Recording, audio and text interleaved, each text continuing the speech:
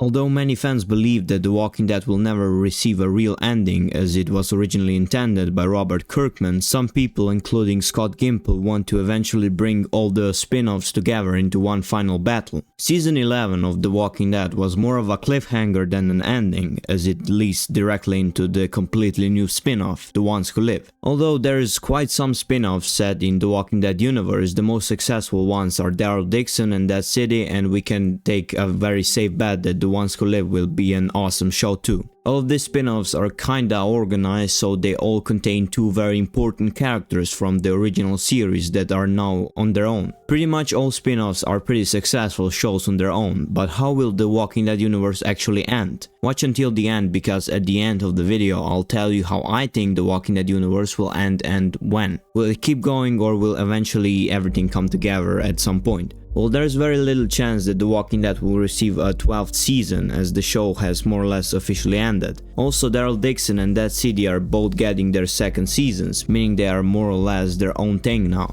From my previous video's comments, it's obvious that people have a very mixed feeling about whether the 12th season of The Walking Dead should happen. So Scott Gimple, pretty much the mastermind behind The Walking Dead, addressed this a few times in the interviews, and it's clear that he wants to bring the universe together at some point. The question is if he'll get to do it. So the three spin-offs have pretty much the 6 most loved and important characters that are still alive. These shows are doing great on their own because people are still interested in these characters, but we see hints of different shows in all of them. For example, the newspaper that CRM publishes is talking about France and how they essentially confirmed that there are still people there, which is a direct reference to the Daryl Dixon spin-off. So considering how big these new villains are, so to speak, it would be weird if these shows weren't tightly connected. The Commonwealth and Civic Republic know about each other. Jeanette's people in France probably also know about the Civic Republic, and Damas people in New York are like 100 kilometers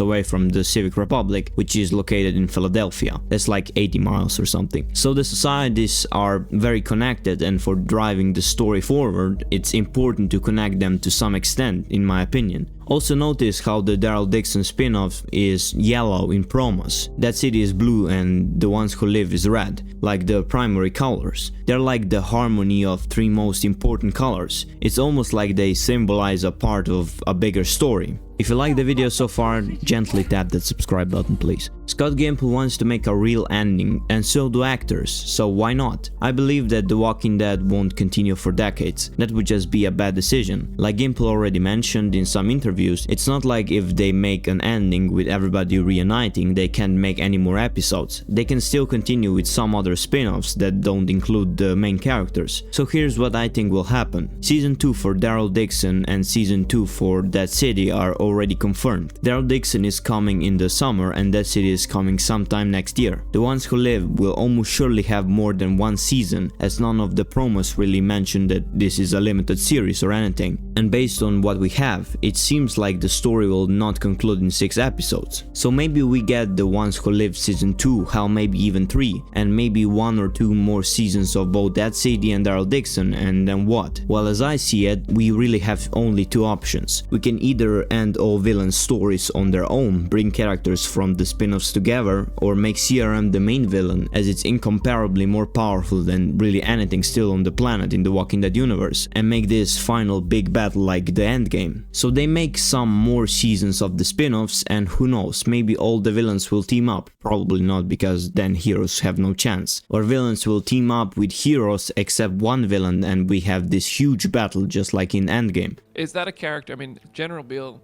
leader in the CRM, I feel like that could almost be your Thanos in a sense, if you know what I mean. I guess Rick reunites with Judith, RJ, and really everybody else. We get that sweet reunion with Daryl that we are all waiting for, and Rick and Negan have a little chit chat. Just the sweet stuff, you know. So this would be really great. People would love this, and the thing is, actors want this too. It's not like it was when Rick blew up the bridge anymore. We're not in that state anymore. Andrew Lincoln wants to make more episodes. They're just better quality, and the actors are excited to put an end to these characters. Hell, they care so much that some of them even directed some episodes. So in which show should this reunion and battle happen? Well, it wouldn't make sense if this reunion happened in Daryl Dixon or Dead City, as the final battle will probably happen with the CRM and not the villains of these 2 shows, and the names of the spin-offs don't make sense for something like that. So we are left with two options. They either one, make another season of the main show, which is unlikely considering it kinda officially ended, or two, they make The Ones Who Live season 3 or 4 or whatever the final season and kinda the finale that we really should get. I mean, it's titled The Ones Who Live, so it makes sense. This is what I think will happen. If Scott Gimple has the opportunity to make an ending to this show, I think that's how it should happen.